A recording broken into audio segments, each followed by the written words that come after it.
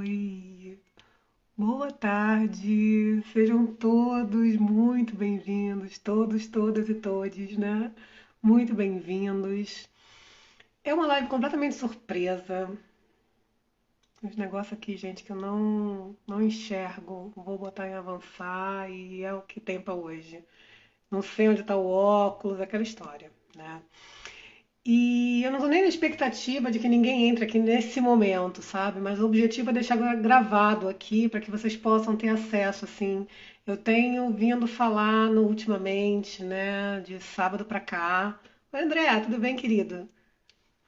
Eu tenho vindo falar sobre autocuidado, né? E como é difícil, às vezes, a gente engrenar nas questões de autocuidado, né? Como algo que parece tão simples, às vezes é tão difícil da gente entrar nesse rolê e conseguir se manter numa disciplina, né?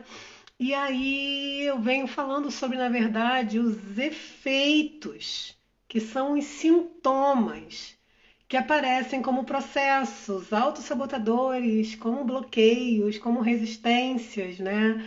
E nesses dias eu tenho postado e escrevendo, e aí Mercúrio entrou retrógrado, e hoje o dia ficou de cabeça para baixo, e eu tava aqui na hora do almoço tentando escrever para vocês. Eu falei, brother, ninguém vai entender nada, porque minha mente está muito acelerada, então é melhor falar.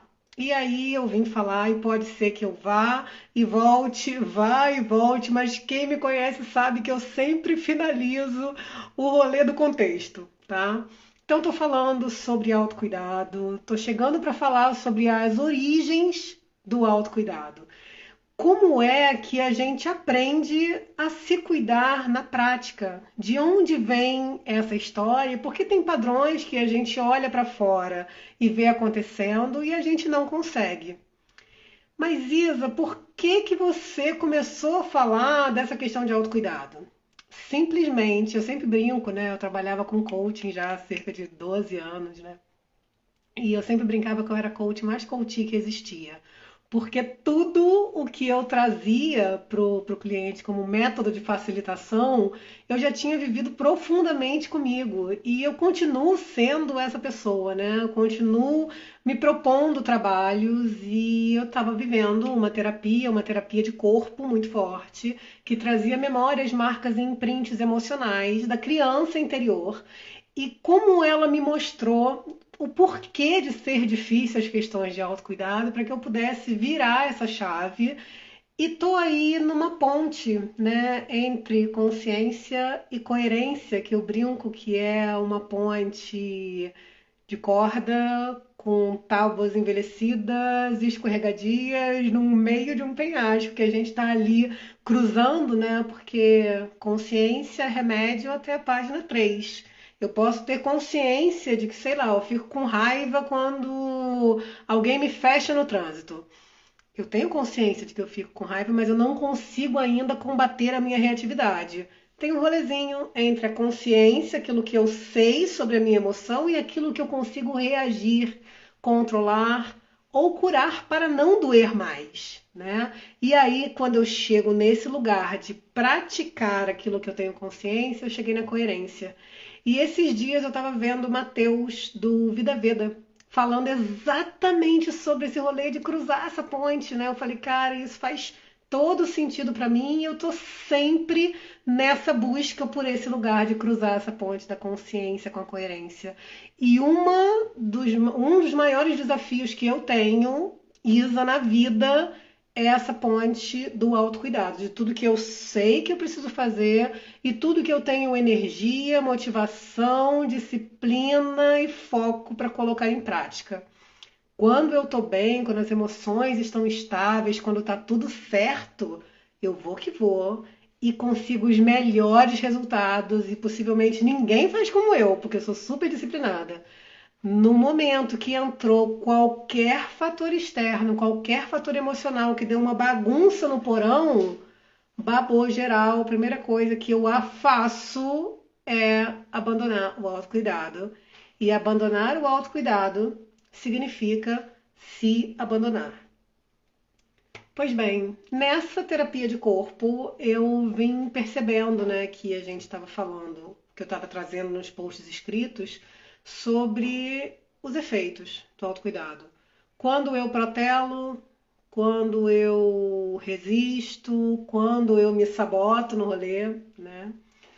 E também quando eu me espelho em processos do outro, porque a internet hoje, esse mundo de comunicação, né, que atinge a gente assim, ele chega, oi Betinha, ele chega para influenciar a gente de alguma forma, e aí você vê, né, corpos malhadíssimos, você vê cabelos impecáveis, uma pele de pêssego, sem com ou sem filtro, né?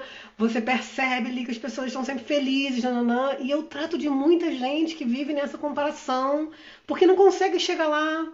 E tem gente que vive para isso, para vender uma imagem, então isso não é parâmetro de nada, né? Porque quando a gente para de olhar para os efeitos do autocuidado, a gente começa a entender as causas. E aí eu preciso falar sobre as origens do autocuidado, de onde vem isso, né? Em primeiro, assim, a gente precisa entender que a nossa formação, o processo de mielinização da nossa medula, lá quando a gente ainda está dentro do útero, que é onde começa esse processo, a gente pode, ao longo da infância, desde esse ponto start, a gente pode criar 5 dores existenciais. Uma dor de rejeição, uma dor de abandono, uma dor de humilhação, uma dor de traição, uma dor de manipulação. 5 dores diferentes que viram pequenos traumas, a gente tendo consciência ou não. Quando a gente ainda não tem consciência sobre isso, lá a ponte, né, iniciozinho, consciência remédio até a página 3, a gente consegue reproduzir inconscientemente esses padrões, porque foi a forma que a gente aprendeu que é a certa, porque foi o que a gente viveu. Entra num nível de crença histórica. A gente viveu esse rolê, tá? E quando a gente está nessa defensiva para não sentir de novo a dor do abandono, a dor da rejeição, da humilhação, da traição, da manipulação, a gente criou mecanismos defensivos e a primeira coisa que a gente faz é atrair por ressonância, espelho, né? Por ressonância a gente vai atrair mais situações dessas, porque tudo que o nosso inconsciente quer é se livrar dessa dor. Então ele vai trazer situações para ver se você consegue escolher diferente, mas o padrão vai se repetindo. Então a gente tem, num primeiro lugar de origem do autocuidado, a forma como a gente aprendeu a ser cuidado. Já tem essas marcas emocionais que podem vir desde o útero e uma das principais é a da rejeição. Tá?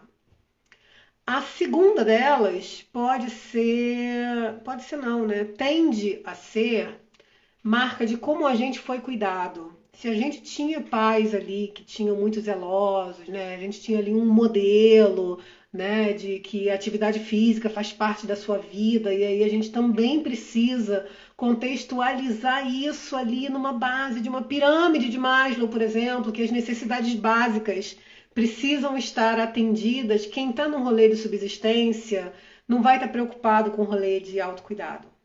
Ele está preocupado em suprir as necessidades mais básicas de habitação, de nutrição, de saúde. Não vai estar preocupado com o rolê de autocuidado. É o modo tem que, numa visão muito acelerada da história. Então você não pode pedir para alguém para falar sobre disciplina de autocuidado se falta comida na mesa. Se faltou comida na mesa, ela ainda tem essas marcas em imprints, né? Terceiro momento, quando a gente olha assim para como os pais cuidavam da gente, e aí quando a gente começa a fazer terapia, o nosso universo mental ele se abre de uma forma que você começa a atribuir uma responsazinha para os nossos pais. Ah, mas minha mãe não me deu isso. Ah, mas meu pai fazia assim comigo. Ah, mas eu não recebi aquilo. Ah, mas eu recebi aquilo outro. E graças a Deus a gente tem uma perspectiva sistêmica que diz pra gente que a gente recebeu tudo aquilo que a gente precisava para ser quem a gente é hoje, né? Um monte de dores foram recebidas lá atrás, ok, mas também um monte de lição que transformou a gente em quem a gente é, que criou mecanismos de sobrevivência e a gente precisa aprender acessar energias de perdão, de aceitação do destino, porque a gente não vai conseguir recontar a história, mas a gente recebeu a vida, que é o maior presente que a gente poderia ter recebido, e a gente está aqui nesse rolê agora, podendo falar sobre isso, podendo curar isso e podendo reescrever uma história. Porque aí entra uma questão que é muito importante sobre o autocuidado. E não só o autocuidado do rolê físico, do rolê estético, sabe? O autocuidado como um todo. Se você para tudo que você está fazendo e se abandona para cuidar da dor do outro, isso é autocuidado negligenciado. Se você não consegue estabelecer um limite amoroso para o outro, isso é um autocuidado está sendo negligenciado, né? Porque se você reconhece o teu limite e estabelece amorosamente para o outro, você não vai ser invadido. Você não vai dar do que você não tem. Combinado não sai caro, mas não adianta você dar e ficar ressentido porque está dando. Né? Então, quando a gente para olhar que às vezes a gente está ali reclamando do que os pais fizeram, ou do que os pais não fizeram, do que eles não entregaram, ou do que eles fizeram em excesso, tudo aquilo que eu rejeito aqui no mental e aquilo que eu rejeito aqui no meu emocional, eu repito como um padrão. E adivinha onde os padrões de autocuidado vão se manifestar? Contigo. Para perceber um minuto se a forma como as vozes da tua autocobrança se manifestam não são exatamente as formas como um dos seus pais, ou os dois, ou o professor, ou figuras de autoridade também te cobravam.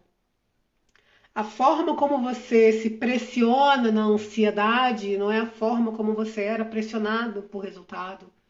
Ou a forma como você se abandona e se anula e se esquece. Tem gente ligando aqui que eu não faço a menor ideia, gente. Agora não, só um minutinho. A forma como você se abandona e você se esquece não é a forma como as suas necessidades emocionais também foram negligenciadas e abandonadas, porque a gente tem aí a crença, né, de que abandono é a história de Moisés descendo na cesta no rio para ser encontrada lá pela rainha do Egito, né? Às vezes a gente tem a impressão ali de que abandono é só alguém que foi deixado na roda dos excluídos ou na porta de um orfanato ou entregue para alguém para ser cuidado. E abandono, muitas vezes, é só uma negligência da tua necessidade emocional daquele momento. E quando a gente para entender pela inteligência sistêmica de que as pessoas que negligenciaram as nossas questões emocionais, elas também não receberam, elas estão passando aquilo exatamente que elas tiveram, fica mais fácil de compreender. Entretanto, não significa que seja fácil de desapegar. Porque na nossa cabeça de adulto, tá tudo certo entender o rolê dos pais, entender a dificuldade que eles passaram, entender que eles não tiveram aquilo dos nossos avós, que possivelmente também não tiveram de bisavós, que em algum momento da história aconteceu um fato, um trauma, uma marca que fez o amor da alma desviada, mas o amor sempre vai prevalecer e a gente vai estar aqui apesar dessas dores. Só que a nossa cabeça de adulto compreende essa história. A nossa cabeça de criança associada àquela emoção, aquele choro, aquela marca emocional de abandono, não compreende tão facilmente. E ela vai viver tentando se defender dessa marca de abandono, fazendo tudo pelo outro, não estabelecendo seu próprio limite, querendo agradar todo mundo, querendo sempre ser super prestativo, se sobrecarregando na história e se negligenciando. E durante muito tempo eu me identifico total, eu, Isa, como a terapeuteada, né? E também como terapeuta, eu me identifico total nesse rolê do abandono emocional, porque é o primeiro movimento que eu tenho emocional, primeiro rebosteiozinho que acontece, a primeira coisa que eu faço, pá, me esqueço e vou cuidar do outro. Por quê? Minhas marcas, minhas impressões sobre, por exemplo, atividade física e cuidado com o corpo, e a gente tinha um rolê muito grande de subsistência, era você vai fazer atividade física porque você precisa por saúde. Não é por desporto, não é por educação física, de fato, não é porque é legal e você vai se divertir, não é porque você vai socializar, não é porque a nossa família toda faz, é porque a gente vai se apertar financeiramente para você fazer uma natação porque você tem asma e bronquite. Então, no inconsciente já estava ali cravado que esporte ou atividade física é algo relacionado com falta de saúde e não com ganho de saúde. Não tem essa coisa preventiva, não tem essa coisa do seu corpo precisa de movimento. Por mais que a minha cabeça hoje entenda a necessidade desse rolê, por mais que quando eu me coloque nessa atividade a coisa flua maravilhosamente bem, porque é quando a minha adulta tá caminhando nessa história, tá à frente, a minha persona adulta tá na frente, nós temos 5 personas, né? Criança interior, criança que aceita tudo, a criança permissiva, ou a criança livre, que é espontânea, criativa, mas é que também se joga no chão no mercado. A gente tem a essa jovem, né, que é a nossa donzela, ou o nosso adulto, que é o que toma as decisões racionais, e 2 tipos de anciãos, né, que são o pai rigoroso ou o pai permissivo. A gente tem essas 5 pessoas dentro da gente. Quando a pessoa certa está na frente da decisão, que é adulta, por exemplo, eu vou que vou na atividade física. E possivelmente isso também acontece com você.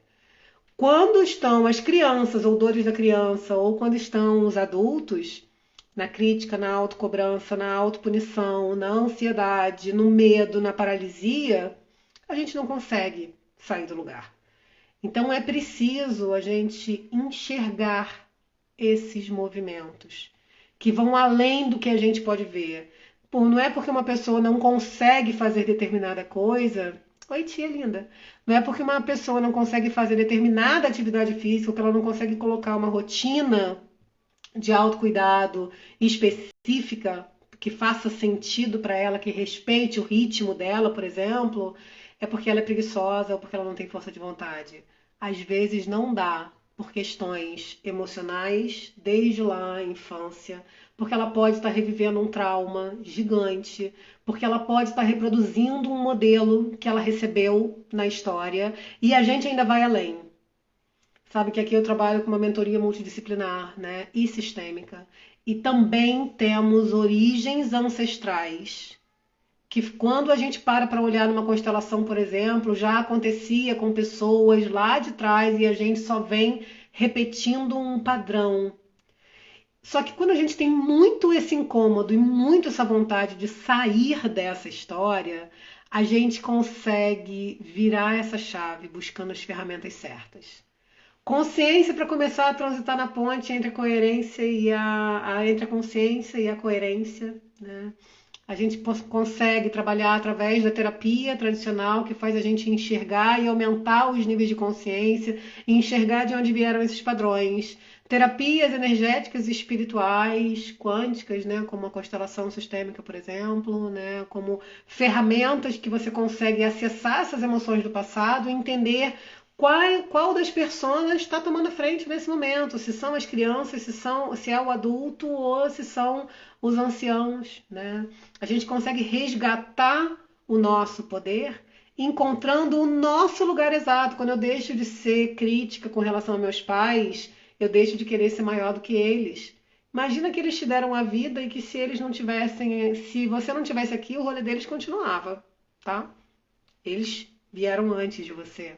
Então você querer fazer algo ou julgar algo que eles fizeram antes de você não vai funcionar, só vai carregar peso, porque o universo ele é tão sábio que ele vai jogar nas suas costas o rolê de você resolver aquilo que eles não conseguiram. Só que você é pequeno e você não vai conseguir. E enquanto você não pede arrego, você vai continuar com esse rolê fora do seu lugar. Mas só no seu lugar você tem poder. E isso é papo para uma outra história, né? Isso é um papo para uma inteligência sistêmica. A gente vai falar sobre as questões de constelação. A gente vai ter evento, e logo, logo, agora, início de junho, a gente vai ter evento de constelação xamânica, que estava muita gente pedindo. E eu vim aqui para falar hoje sobre essas origens de autocuidado, que ninguém tem o poder, o lugar ou a permissão de julgar ninguém por conseguir ou não fazer.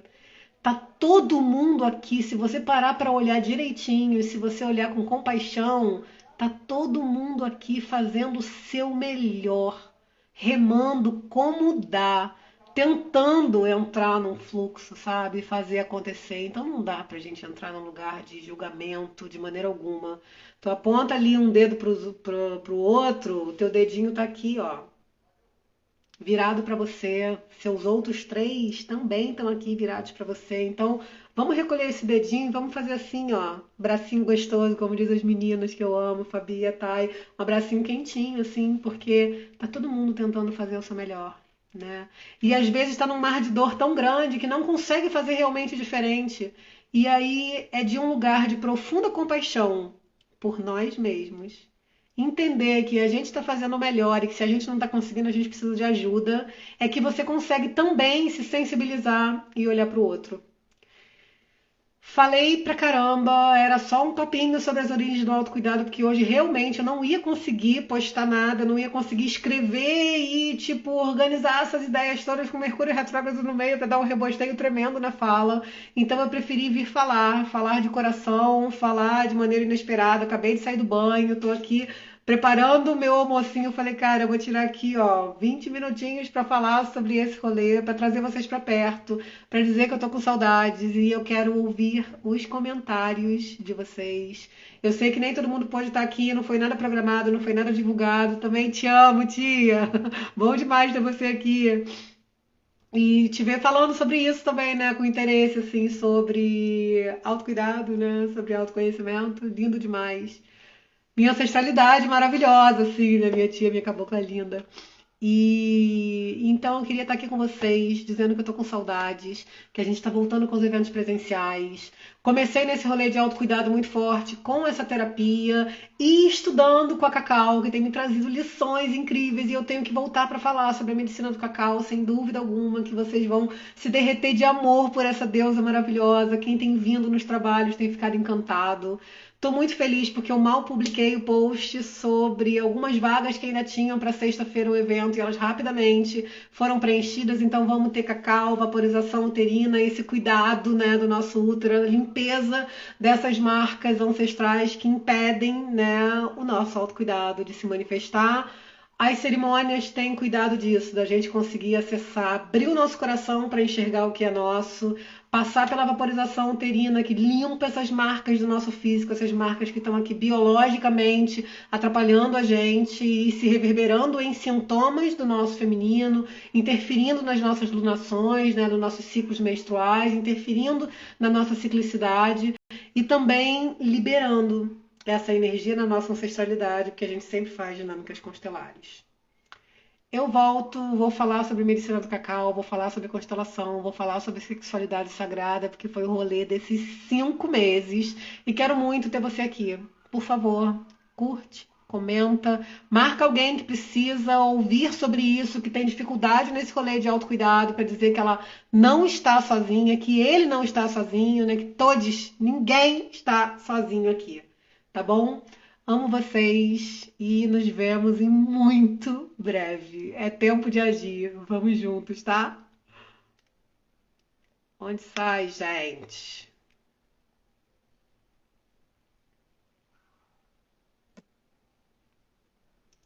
É muito agarrada, né?